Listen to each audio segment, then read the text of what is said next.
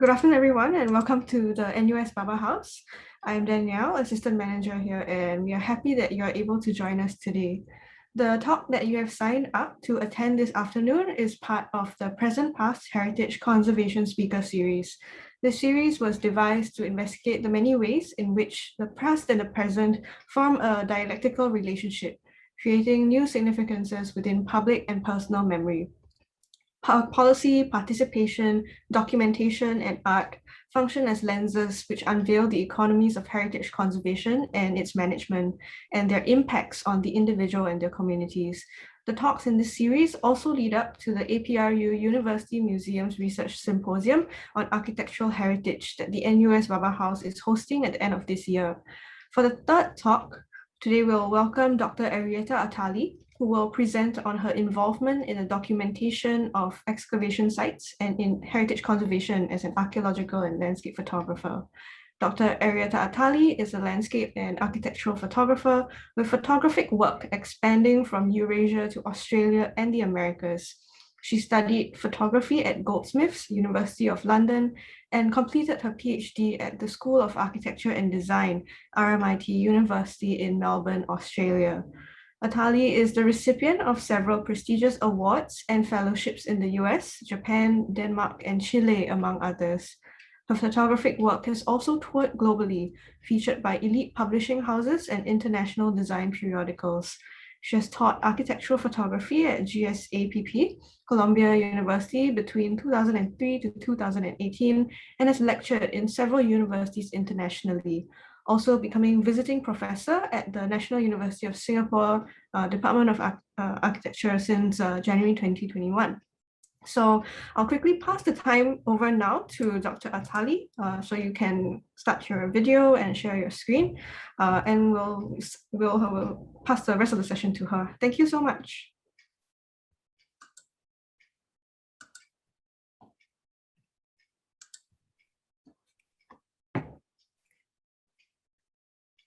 So I can start? Yes. All right. Welcome, everyone. I would like to thank very much NUS for this invitation and Baba House talk series. I would present to you a series of slides that present photographs from different locations around the world. But first, I'll give a brief history of where I come from in order for you to understand better the work. I was born in Tel Aviv, living steps away from the great Mediterranean Sea, embraced by the historic monuments and buildings in Old Jaffa and the Bauhaus architecture. At the age of 4, I had to move to Istanbul, where I lived until the age of 13. During those years, I was exposed to a variety of cultures, and even in French school where I was, and later on in a Turkish school, with other students coming from all kinds of cultures. I was mostly linked with the Byzantine monuments and the Byzantine traditions due to the Greek origins of my family, visiting frequently monasteries, or even playing with my other friends in abandoned churches within forests of the Princess Islands in the Sea of Marmara. These years of my childhood impacted my career choices for all these years to come.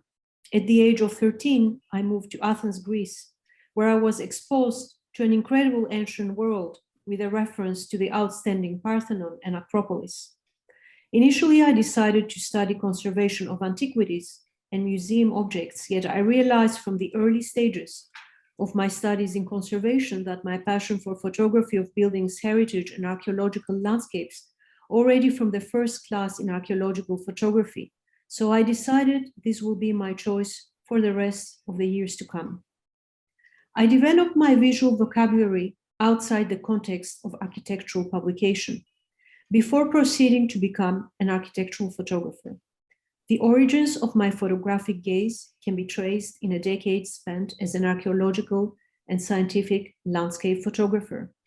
While archaeological photography varies in scale, from the small found object up to the full edifice restoration, it was during my long involvement in the documentation of excavation sites and in the heritage conservation that I compiled a distinct visual vocabulary which reads structures as inseparable components of a site. Several years devoted to the exploration and documentation of architectural ruins and underground tombs around the Mediterranean world solidified an understanding of the reciprocal connection between structure and landscape, a knowledge that eventually became the foundation of my transition into contemporary architectural photography.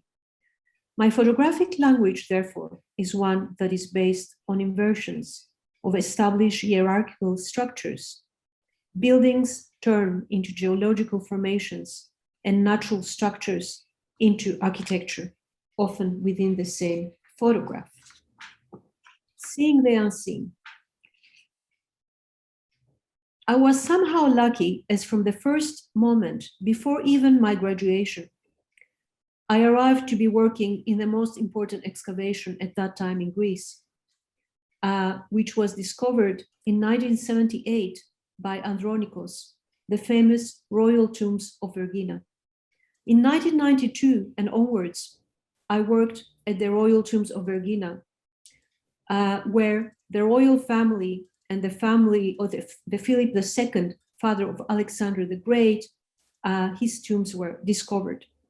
I spent over 10 years working in situ, applying ultraviolet and infrared photographic techniques, documenting this way all the facades of these incredible under-earth monuments throughout the northern region of Greece, later on in south of Italy, Turkey, and in many more archaeological collections in various museums in Europe, as I had become one of the few experts photographing with ultraviolet and infrared techniques. This figurative treasure hunt on the surface of archaeological findings for hidden information and clues on the way they were handled by human hands often demand the use of techniques that lie outside the scope of conventional photography. Underground burial sites, which had not faced sunlight in millennia, will only reveal their frescoes in the ultraviolet spectrum, while both photographer and the camera are steeped in darkness. Conversely, hidden layers of overlapping paint expose the process ingrained into the artworks only under infrared radiation and in combination with ultraviolet, in a temporal collage that is all but invisible to the human eye. The scientific toolbox of the archaeological photographer is not limited in exotic wavelengths of light. It employs natural or artificial light in highly targeted ways in order to bring out attributes of texture and surface topography. When this thought process is extrapolated out in the field and the archaeological findings was replaced by architecture, interesting translations take place. In order to comprehend sunlight and use it to pierce the surface of the building and bring it out its internal characteristics, I inverted my experience from the archaeological studio. Instead of moving the bulb of artificial light around my target, I had to observe the solar itinerary and anticipate its behavior, not only throughout the day, but also from season to season. Instead of rotating the object, I was rotating myself around it, moving closer and farther, negotiating a dialogue in order to better understand it. A photograph that epitomizes this approach is in the rocky, driest desert of the world in Atacama, northern Chile. In the midst of a vast desert, with no points of reference in sight apart from volcanoes, dry lagoons, and scattered rocks, I treat the natural formations as ruins, traces of human activity engaged in a losing battle with time in one of the harshest environments on Earth. When the object happens to be an actual habitable structure, inversion takes place. This language of contextual inversion has the potential to expose the mutual relationship between architecture and its diverse environmental context, a novel visual apparatus in the discourse of contemporary architecture, where photography is used as the means for reverse excavation. Archaeologists remove strata of earth to reveal structures and re-establish their former dependencies to each other and to now change landscape. I inversely allow the landscape to coagulate around the structure in order to reveal a network of underlying interactions, showing that despite the common cultural convention that separates nature from human-made structures, they both face similar transformations through time. This simple recognition forms the beginning of a discourse between artifacts and the landscape, thereby permitting the use of architectural photography as a potential instrument of analysis and interpretation. I choose to focus on relation between architecture and its continually shifting environment. Architecture in my work is used as a lens that reflects, filters, and translates the landscape. At the same time, however, human constructs are treated as found objects that have surrendered the net to nature, leading the photographer's gaze to explore and rethink the world. The idea of permanence and the related illusion of timelessness is common in architecture photography. It often produces photogenic entities that are self-reliant, self-explanatory, and disconnected from any notion of senescence. Architecture, however, unlike its photographic avatars, does not seem to be permanent in any way. Countless human geographies have come and gone, dotting natural landscapes with ruins as they follow an inevitable cycle of decay and renewal. Material age and wither, plant life grows to reclaim any space bereft of human activity. It's the mediated icons of singularity and permanence, which acknowledge neither temporal variation nor situated context. Architecture, however, is not immutable. It reacts to a daily and seasonal transformations, inevitably embedded in some sort of environment, be it natural or artificial, as well as cultural substrate. Performance demands are defined by local climate conditions, available materials, and established lifestyles, while the image enjoys autonomy and can be evaluated as a standalone object. The reality of architecture is a messy network of dependencies which change through time and without which we cannot have a complete understanding of built space. An awareness of that context does not only provide us with a better understanding of architecture being photographed, it also offers a glimpse into the natural processes that act on it and conceivably shaped its original conception. In these slides, where we see Knossos, archaeological site of Knossos in Crete, and the glass house by Kengo Kuma, the architectural object which supported my transition from scientific photography and archaeology heritage to contemporary was Kengo Kuma's outstanding glass house, titled Water Glass. I first came across the work of Kengo Kuma in the year 2001 in New York City in Avery Library during a period of research into glass and urban transparency, while a research scholar in the School of Architecture at Columbia University.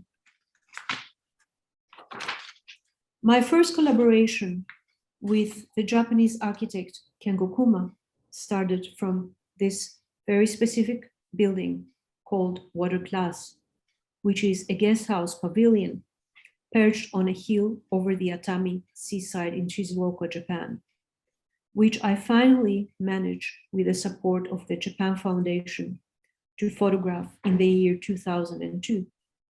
The Atami Pavilion, which incidentally had launched Kengo Kuma into an international architecture scene, was conceived as an apparatus that regulates relations between inhabitant and landscape.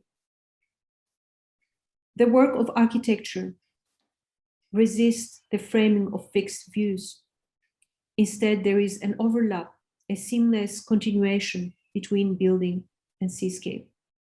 This dynamic and integral component of the original architectural idea, resonated with my use of photography as a receptive screen where temporal processes played out equally on nature and architecture. Since then, I collaborated with Kengo Kuma for 20 years and with several architecture practitioners and compiled a body of work that spans 5 continents in continuation of practice between landscape and architecture. Often in my practice, I refer to my archaeological background and somehow projected through my experience. I'm sorry.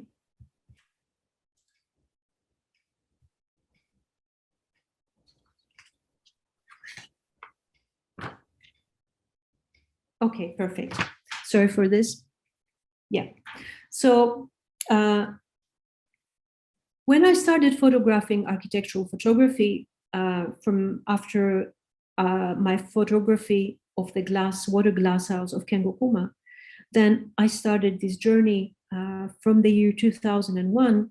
Then I devoted fully myself, abandoning archaeological photography and heritage photography, and I moved into the photography of contemporary architecture globally.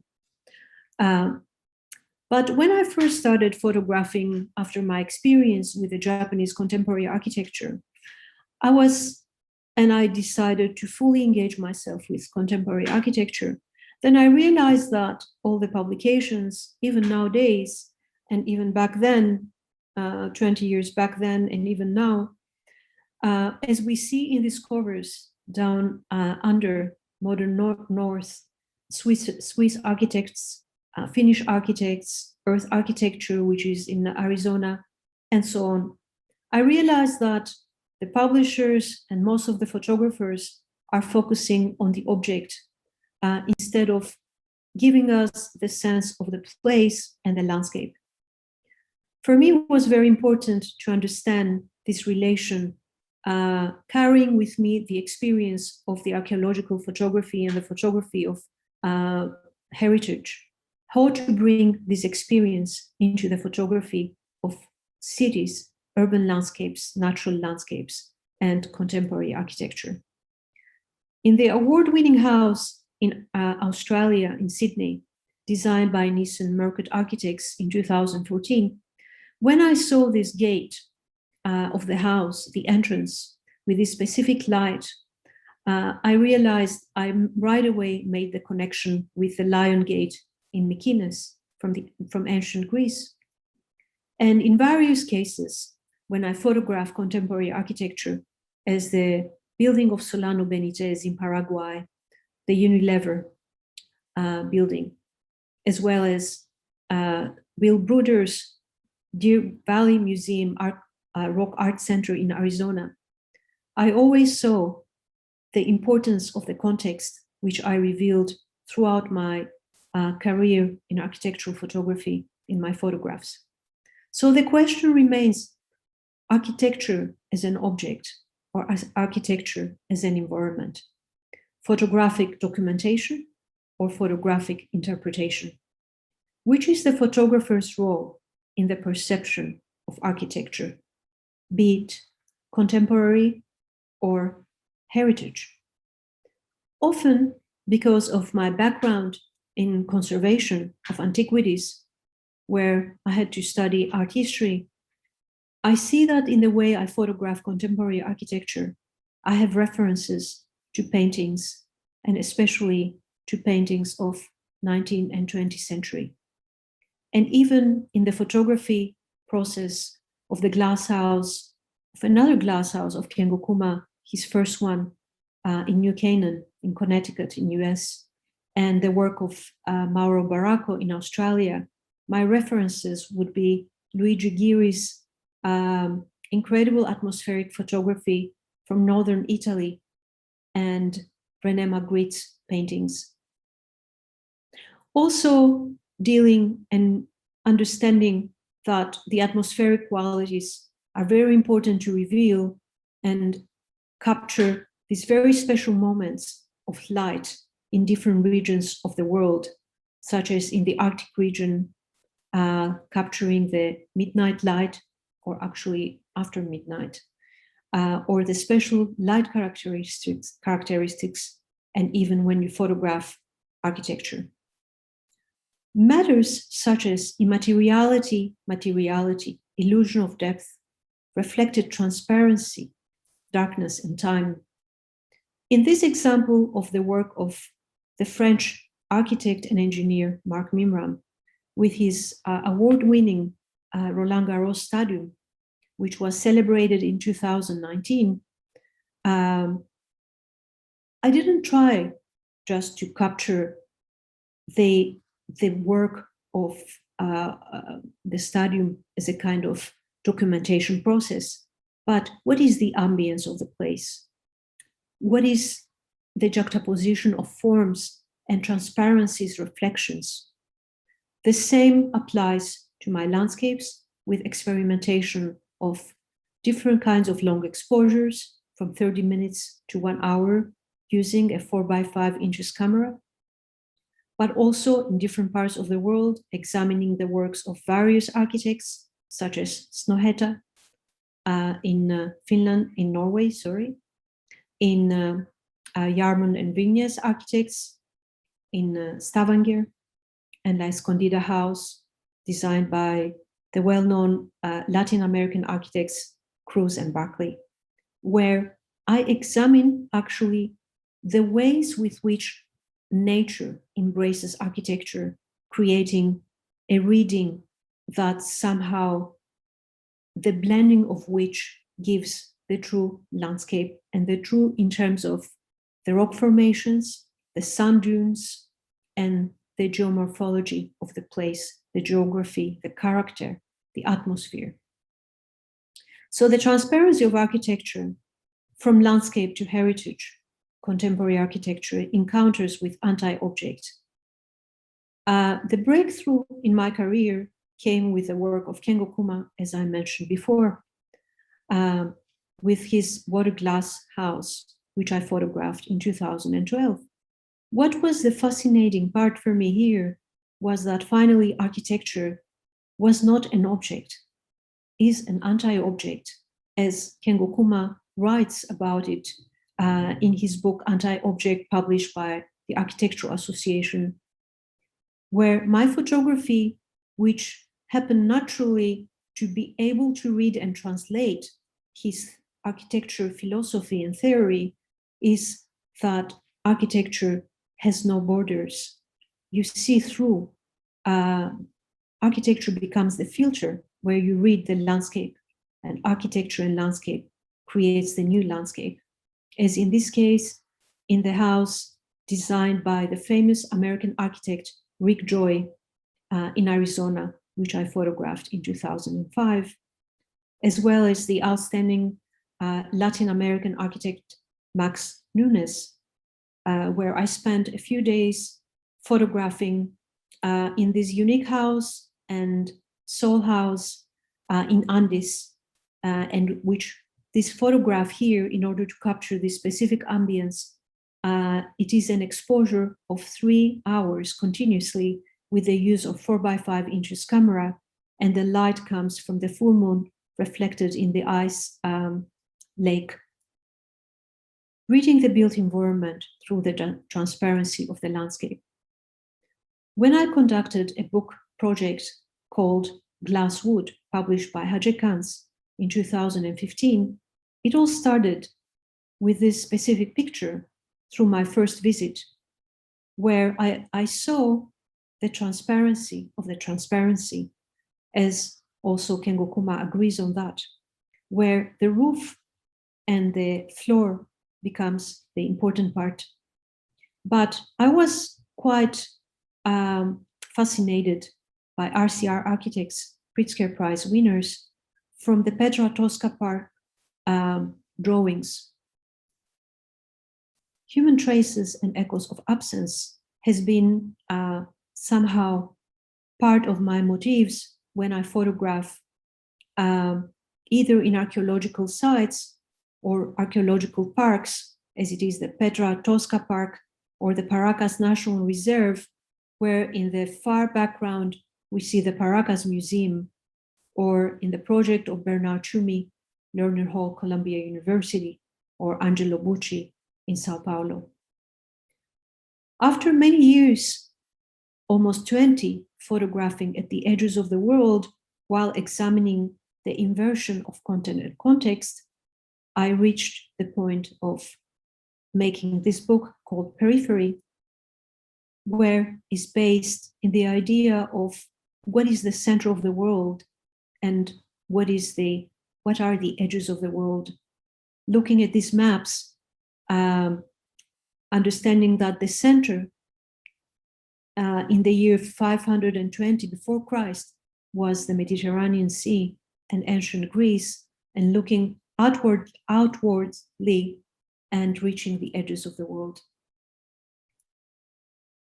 But then, last, it came the transition with Mark Mimram's megastructures and bridges across France, as well as my decision for a systematic photography of the UNESCO Heritage City Center in Paris, where my work has become the mirror of all former experiences I've gained throughout the years as an archaeology, heritage, landscape, and contemporary architecture photographer.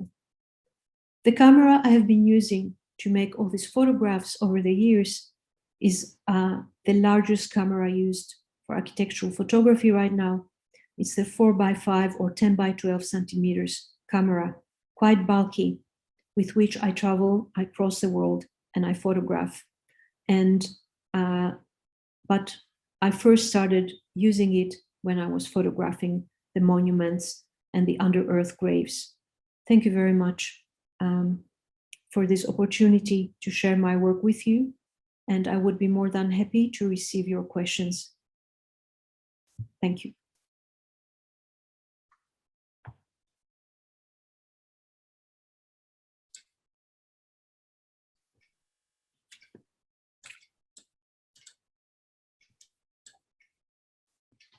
All right, thank you so much, Dr. Arietta Attali, for showing us so many of your books and a lot of how there are a lot of juxtapositions between the man-made and the natural.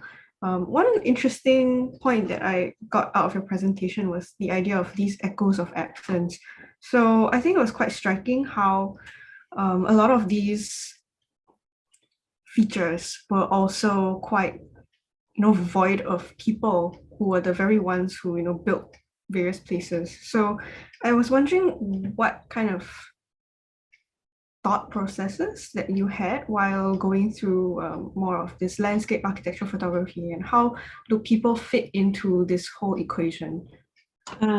So I don't think people fit actually, but as I said, because of that's why in the beginning I quite gave an extensive explanation about my childhood and this using the abandoned monasteries in Constantinople, in Istanbul, where I would play in abandoned cemeteries and monasteries or churches.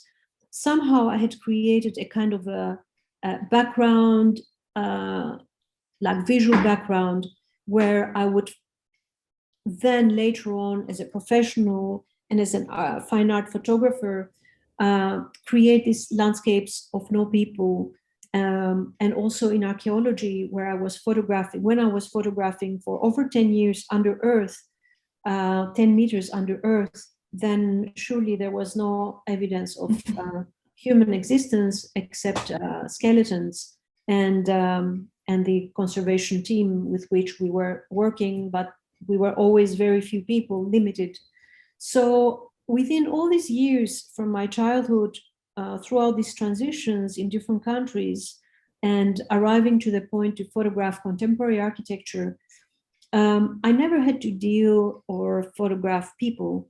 And I was never asked really to photograph in my architectural work. And even when I photographed for a year long throughout 2020 Paris, somehow the fact that I chose to photograph the city during the pandemic, when there is nobody in the streets, but just a few people, I think it's related with my past experiences and professional relation with archaeology and heritage, if it explains somehow. Sure. Thank you for answering that question that I had that immediately came up after your presentation. So we'll open up the questions to the audience. So if you have any questions, please do include them in the chat or the Q&A. So I think it seems that more questions are coming into the chat. So maybe we can start with how both contemporary, from Kenneth, both contemporary and historic architecture are photographed heavily today by people of all backgrounds. How do you think that has affected the perception of architecture, particularly structures that are millennia old? Does it devalue the perception of architecture? This question is coming from the audience? Yes. Where can I read it? It's in the chat. Okay, so may I see? So both contemporary and it's this one, right? Yes, that one. So both contemporary and historic architecture are photographed heavily today by people of all backgrounds. How do you think that has affected the perception of architecture, particularly structure, millennia old? Does it devaluate? Yeah, so the question comes from Kenneth. Hi, Kenneth. So how this devalues the perception of architecture? I wouldn't say so, no, because we are all photographing nowadays the way we are photographing, and the judgment doesn't come from there. But somehow being in this Instagram and all this snapshot moment, even people who are like specialists on heritage or even photographers. So we are more and more isolating architecture, heritage as a kind of detail, extraction of the extraction. And for me, the devaluation and the decay of the understanding of architecture starts actually from there. It's not about how many of us photograph and with which medium we photograph, but all this extraction of details and the isolation of the environment from the way we really look at architecture. That's the problem hugely. And also from lots of blogs, architecture blogs. And yeah, it's a big problem because it misinterprets architecture. Yeah.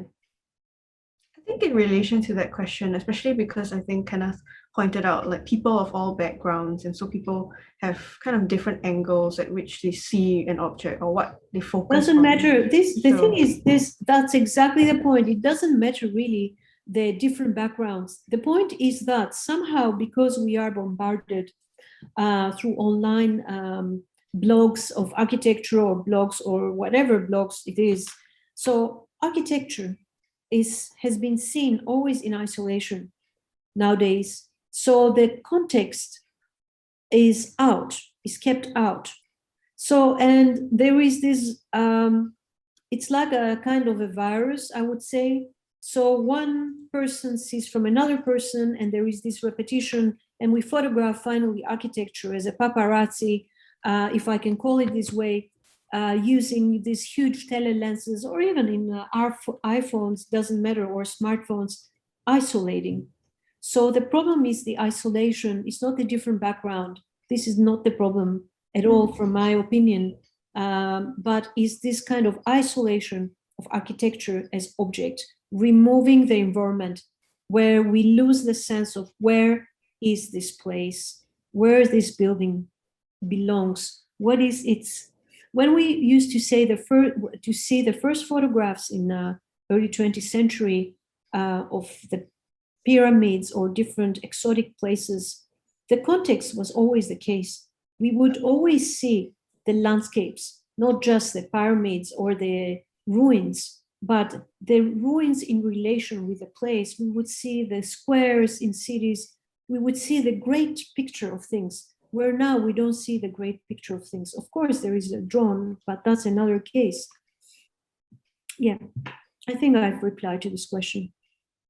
Okay, thank you so much. There's another question in the chat from Audrey.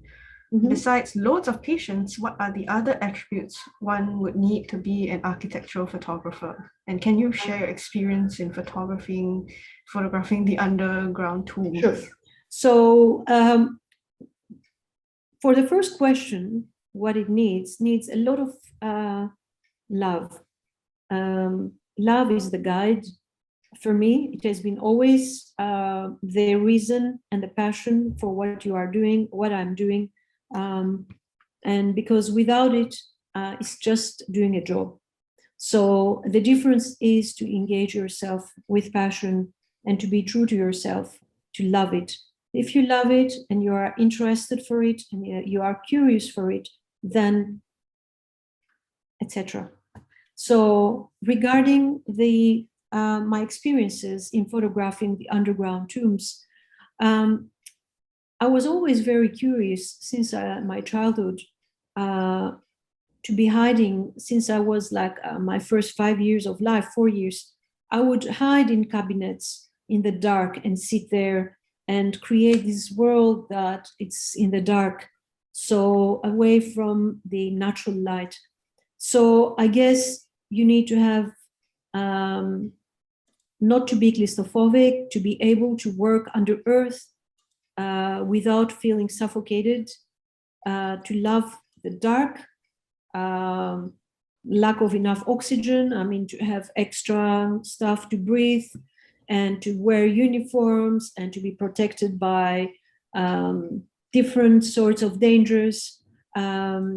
So it's a combination of different curiosities and challenges that you put to yourself as a kind of an individual. And of course, it's also related on how much you are interested for what you are doing. It's everything connected. It's not this or that, but I was interested in ancient wall painting. What is beneath it? What is the story behind it? And my job was with the photographic techniques of infrared and ultraviolet to reveal the layers, how to see the unseen. That's why I chose this title, actually. Yeah. Yeah, I think it's a very nice title, Seeing the Unseen. Thank you. Okay, thanks. Audrey, for also asking that question. I think we have a question in the Q&A tab. Yeah, so there is, this is the one. Based on Kengo Kuma's glass house, you mentioned that you see through the transparency of the building, such as the atmosphere and the landscape are one. Have you done one where the landscape becomes a transparent one? I think I've showed already in my presentation. So it's I've done many in my life. Yes, and it was there in the presentation. It takes maybe time to realize what we are looking at, right? It's not easy to be understanding at times what we are looking at. So if you Google my name and you go to Arietta Attali Glass House, then take your time to look at these photographs to understand what your question is. Then you read yourself the answer by looking carefully at the picture. That's my answer. Okay, thank you for answering that question. I think while we wait for more questions to come in this particular presentation, you also looked at a lot of the landscape around it. But I mean, in your time in Singapore, of course, there is much less nature and a lot more concrete. So how do you then, I mean, like, how then you negotiate that? I mean, like looking for the small on the parts of landscape. contrary, because this is a body of work that I will present next year. So on the contrary, I don't see it as a kind of I see it like a great jungle here, and so exotic, so incredible and fascinating. So because I was teaching 2 modules at NUS throughout the semester, the spring semester, 2021, I was insisting and emphasizing, saying to my students, look at the nature around you in Singapore. It's not just all concrete, because it depends on where you are looking at. Yes, there is concrete, but there is so much green, and this green is not just a green as it is in Central Europe, for example, but it's a jungle, and there is a wildlife. You go out and you see monitor lizards, you see snakes, monkeys, that's not common in other cities in the world. Let's say in Europe, where I come from. So I see the green side. So, and I see the relation of the green with the vertical towers, which are designed to be green as well, as the work of Woha and many other Singaporean architects, and also foreign practices who are working here, making architecture. Okay, thank you for asking, for answering my question. There's more questions in the question and answer tab. Hi, I'm new to photography and it's a hobby I'm thinking of exploring. I'd like to ask, in your opinion, what differentiates a good versus a bad photograph? Do you think it's possible to sense the photographer's intent through a photograph? I think in this reply, experience is something that should be made. Like experience would help reply to this, and this is something that you'll give this answer yourself, because the thing is, what differentiates a good versus bad photograph? This is something that is very personal to begin with. Of course, it's something very bad, it's very bad, and something when it's very good, it's very good. But then there are other layers of what is bad and what is good. So how do we make a judgment of that is something that comes with experience. And perhaps you should enroll to NUS to become my student. Why not? For next year. So at NUS, there are also all these courses. So yeah, yes. Okay. There is another question. It says, you mentioned in one of your slides that photographs can be viewed as a documentation or as an interpretation. I really like this statement. I've noted that historians are now tending towards photographic sources to help them in understanding and reconstructing the past. However, I've also read somewhere that the photographer chooses what to capture. Subject is also selective.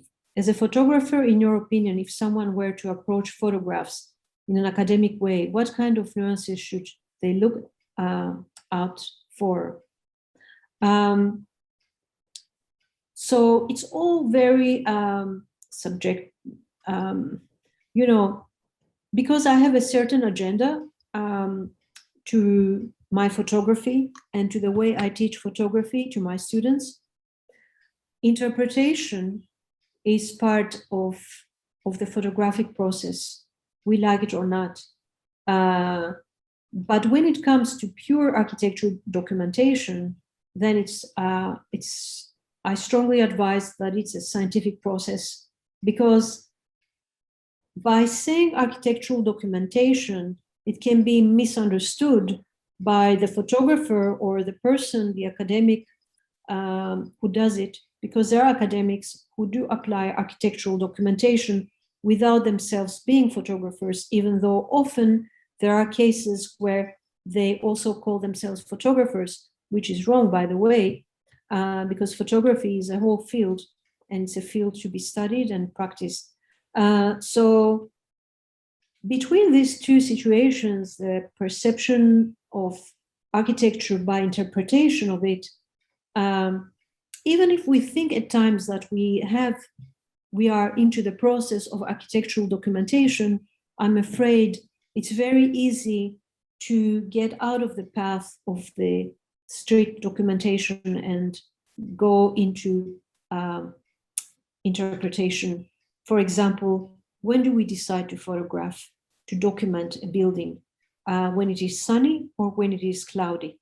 Or in some cases, we may photograph it, some photographs with sunshine and some photographs with clouds, like diffuse light. Then the information given through the picture will be in case of sunlight, will be with more information, or different information and strong shadows, etc., etc. So what kind of decisions we make and what is our strategy, we have to be very clear from the very beginning. So yeah, that's my answer. Thank you. I mean, in relation to that, I was also kind of thinking, apart from like weather conditions, perhaps also kind of the priorities or the interests of the society as well could perhaps influence what is documented and what is not. Because I think recently there was some talk in Singapore as well about modernist architecture and how that may not necessarily be something that was initially thought of as, you know, a heritage space, but now that conversation is starting to open up as well. So maybe there is the element also of like what people want to photograph. Yeah. Yeah, so I mean, in terms of modernist architecture, which I will also, my plan is to photograph next year systematically in Singapore. So from my point of view, speaking about me and the way I'm teaching my students, and I'll be teaching also next year, hopefully, is what are we looking for? What is important to be showing? Because modern architecture, yes, we are capturing it, but also in relation with the context. Because the context gives the history of now, that in few years, also with the way with which Singapore is transformed so fast, with buildings collapsing, new buildings coming out, towers, and so on, then whatever we photograph now in the way we photograph the context, within the next few years or less than 5 years becomes a historic document. Where in Paris, for example, there is not such a situation. The blocks, the buildings, the historic center from the first arrondissement to the 19th to the 20th, you cannot just demolish and build again, etc. So there is a different way of photographing here and different ways with which I would capture personally modern architecture or heritage architecture and how it relates with the surrounding, which again becomes a kind of heritage documentation material. So yeah, and you know how to publicize that and how to make people sensitive to understand that the environment around the historic buildings also matters. Even if we know that these buildings will be demolished, but then it's about this like the contemporary archaeology of Singapore somehow, where buildings come up, get demolished, something else comes up, and something else, and etc. So there is an ongoing situation like archaeology, but contemporary one. Yeah. Do you think that there could be some form of interventions that architectural photography can do on these kinds of like heritage conservation? Because I mean, apart from documentation, it could be also functioning as a method of advocacy, for example. Yeah, absolutely. That's what I'm talking about. Yeah. Exactly. That's what I said. 100%. So, and in this kind of in this part is where the photographer brings the responsibility on what kind of history he or she writes, because we like it or not, we bring great responsibility on what we leave behind us as a kind of heritage, photographic heritage of what the place has been once upon a time. So yeah, we bring a great responsibility about it. And it's also very precious because in the future, that's all you have left. Yeah, exactly. Yeah. But exactly, that's what I mean. Yeah.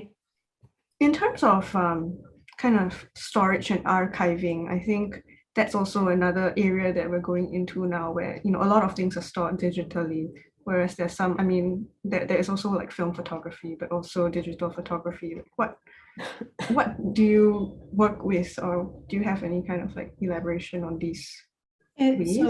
So, if I'm doing myself this, yes, of course, because in my case, my work is also purchased by museums and gets into permanent collections. So for me, it's very, very important the way with which I photograph places and architecture, And I was aware of this from the very beginning of my career because I was involved with the conservation and with history and archaeology. So I would really understand from the archaeological process of the archaeological diary and the importance of archival material, how important it is, whatever you do, and it constructs a history of a situation, of a place. So, and in my case, already being in this, I'm 54, but already my work is in permanent collections since I was 35. So, and I'm working towards this more systematically in the years to come, and already getting in more and more permanent collections and institutions. So I work with this, having in mind the heritage of the collection of the photographic material. But not everything, the problem is we tend to collect many things, but the question is, what are we archiving? Like, what is that we are collecting? It's very important, like, with which criteria we are collecting visual materials, and how many of these materials are worth to be collected. Yeah, like there must be a filtering to that, and with what in mind. So I think in many of these committees and decision-making machine, also expert photographers should be engaged, because it's not just in the hands of historians or conservators or architects, but also in the notion of the ideas of expert photographers to give an opinion and be on board of decision making. So photographers are not just there to be making the click, because we bring a brain with us that somehow determines the history of the built environment. As the photographs, for example, of Atali and all these French photographers of the early 20th century, they have captured all of this transformation of Paris, and so on. Yeah. Sure, thank you. I think we have one more question. Sure. This attendee asks, I assume in some of the locations, the different climate may affect the way your equipment functions. How do you overcome these difficulties in order to produce such stunning photographs? Yeah, it's true, it does. Especially, let's say, when I'm photographing in the Antarctic or the Arctic region. So cool. Yes, but the thing is, I never photograph so far with digital. So, I photograph with film and with manual camera, 10 by 12 centimeter, large format. So I have the same problem when I photograph in Greece, and it's 50 degrees Celsius in the summer in a heat wave, where once my tripod fell apart with the camera together from 2-meter height because of the heat. And in the cold, yes, the photometer at times, everything is manual in what I use, but still, if it is below 0.25 degrees and you are out there photographing, you have to be getting in and out somewhere, or covering the camera with, a kind of warm fabric to warm it up a bit, because how long can you stay out for and photograph having exposed the cameras in below 20, below 10, below 25 Celsius? Even we hear about these temperatures. I remember photographing 20 years ago in Germany, in Dresden, below 0.25 degrees. In New York City, below 20. So my camera performs. The problem also is in Singapore with the humidity, a very high humidity. So the lens can get blocked because of 90% humidity, for example. But it works because I'm not working with digital. So far, so good. Yes, a trusty equipment is also very important as a photographer. Exactly. All right. So I think that is all the. Oh wait, do we have more questions? Okay, we have one more question. Okay, so how do you see your practice then? Is it a mix of documentary, architecture, and fine art? So because I don't see myself as one thing, and that's the best way to see it. Because I'm a bookmaker, I'm a fine art photographer since my first year in photography, and I've exhibited internationally as an artist. But then I've worked as a scientific photographer and heritage photographer with absolute skills in pure documentation of architecture, and also contemporary photographer, where I combine my fine art photography skills in landscape, and also the understanding of architectural philosophy and theory of each architect that I work with. So it's very, very important to understand and decode of what you are looking at.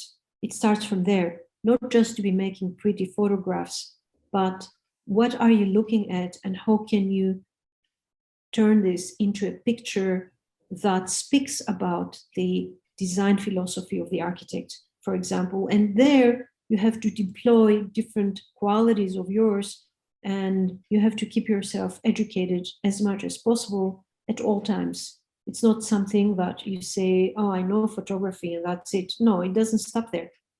Photography is just a tool, but then you are a fashion photographer, you have to keep on educating yourself around it. You are an architectural photographer, you are a photographer of landscapes and so on. Then, it depends on your field always. You have to keep the field, let's say, to keep in contact with the field that you are photographing. So either it's fashion, or it's scientific, or it's architecture, or it's interior design, and so on. And it's very interdisciplinary as well. It's Exactly. it's a science, it's everything. Yeah. But you have to keep on, because, for example, when I decided to do my PhD and I was already a successful photographer, the majority of the people I knew is like, why do you have to do your PhD? You don't need it. You don't need it. But how do you decide if I need it or not? Because it's about an ongoing research in your work. So of course I needed it, and it was the greatest thing I did. It was a win-win situation, and without it, I would have been way back right now in my career. Thank you for sharing about your development as well as a photographer. I think we'll have this last question. Sure. How do you see the relationship or partnership between the architect and the photographer? I guess it's quite related to what we just talked about. How do you approach it in your work? So I prefer to be working with a few architects. In the past, I used to work with many architects, where with all of them, I develop personal relationship in terms of create a very strong bond and understanding and friendship, because it's quite important for me personally.